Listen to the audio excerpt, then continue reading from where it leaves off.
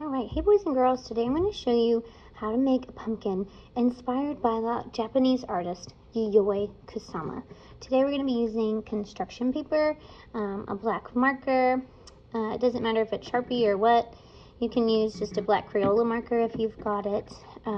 We also need some glue, some scissors, and I'm using some metallic Crayola markers later on to do my background. So let's get started. The first thing I'm going to do is draw our pumpkin.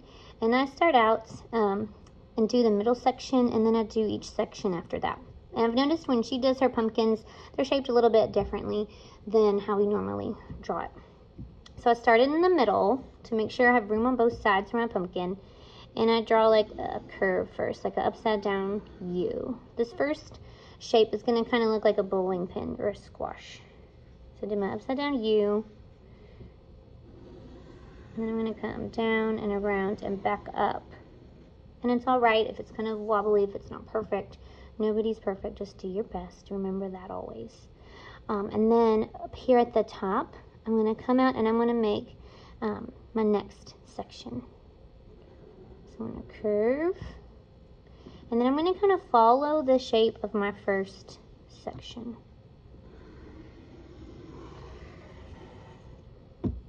Okay, I'm going to do the same thing on this side. Curve, and then I'm going to follow the shape of this section. I was telling my other art friends to kind of go with the flow. Don't go all the way down here, it's going to kind of look odd. And don't start all the way at the top, because that'll make it look kind of odd too. So if you notice that your sections are kind of all coming out of the center and going to the bottom, to try that again. So I'm going to start at the side of the top on these two sections right there. I'm going to curve, and I'm going to go with the flow. Start right here on the side of the top. I'm going to go with the flow. If you have room, you could draw a little stem. If you don't have much room, don't worry about it. I'm just going to draw two curved lines, skinny oval. Some lines in there. I could have done dots. You could do lines, dots, whatever you want to do. So a common theme in Yayoi Kusama's artwork is polka dots. She said she had kind of a hallucination or a vision. A hallucination is when you see something that's not there. And she saw a lot of dots around the time when she was maybe 10 years old. And so she incorporates those dots into her artwork. And so when we're doing these dots, my first section, I start out with large dots in the middle.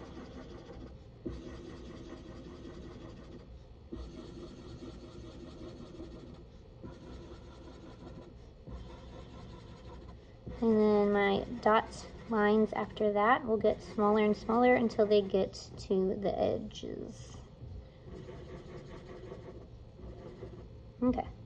So notice this section is kind of straight. If I do the same thing over here, the dots are going to kind of go with the flow again. I'll show you an example.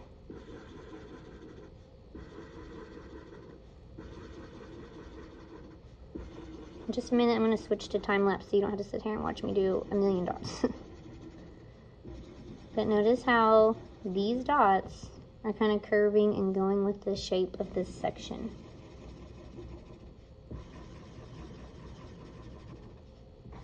And if you are using a Sharpie, you probably want to put something underneath your artwork. I'm just now remembering that.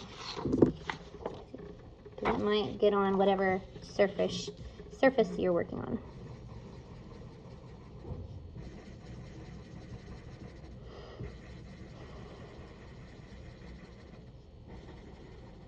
Okay, again, kind of curves with that surface. All right, so next I would do kind of medium-sized dots.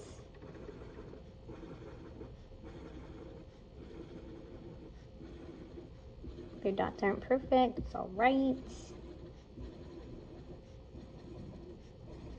I'm starting to see spots after looking at all these spots. Whew. And then you do little tiny dots close to the edge. Okay? And you do the same thing on the other side as well.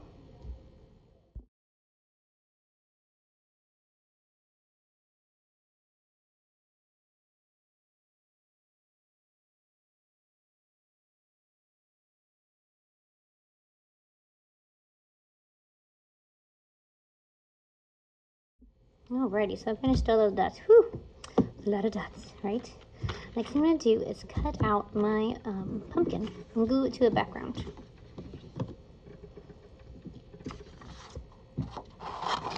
Sometimes when I'm cutting, I cut off all the extra paper first.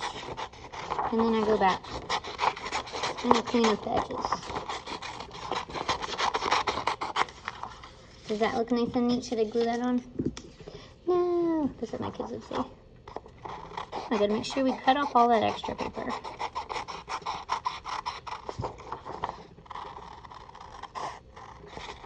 Remember, your left hand is kind of like the steering wheel, or whatever hand you're holding the paper with. Sorry, lefties out there.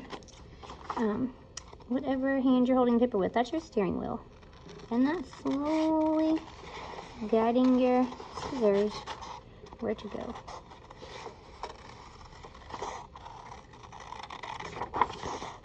Make sure you're cutting slow, taking your time. Try to stay on that line.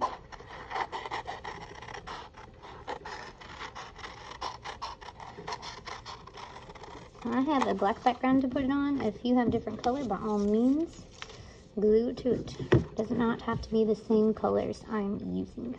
Alright, so that's popping out pretty good on that black paper. I'm going to put some glue on the back. Remember, when you're gluing, you only have to put glue on around the edges. You don't have to like use up a whole glue stick on one piece of art. Just put it around the edges. Glue it to it. Now I'm ready to use these really cool metallic markers. This is not a commercial or anything, but I just love these. I've tried metallic Sharpies before. They work good too, but they're super expensive, like the Sharpie brand metallic ones. So these are a lot cheaper alternative, and I think they even work a little better. It has 8 colors. It's really fun to use on construction paper because they really stand out. Let's see, what color do I want to use? Let's see what black does on black paper.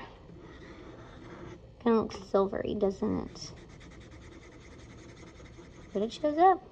So now what I'm doing is I'm just adding some polka dots to my background. If you'd rather add lines or other shapes, by all means go for it. It's your art.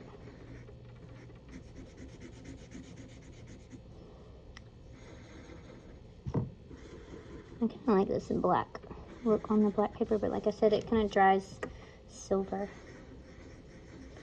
My students here at Barksdale, they used all the different colors in metallic. I just stick to usually one color, because it's already kind of busy enough with all these dots, you know.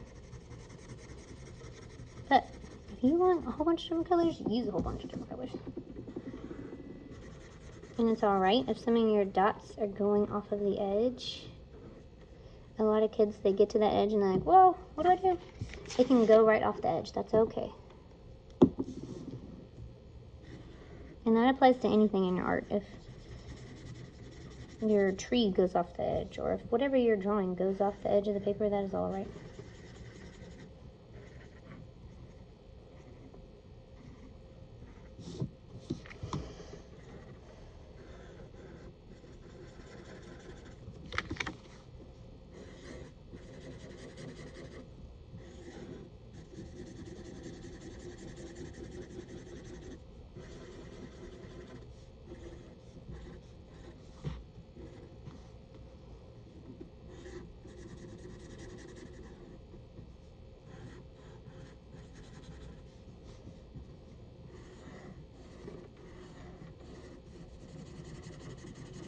Alright, I'm almost done.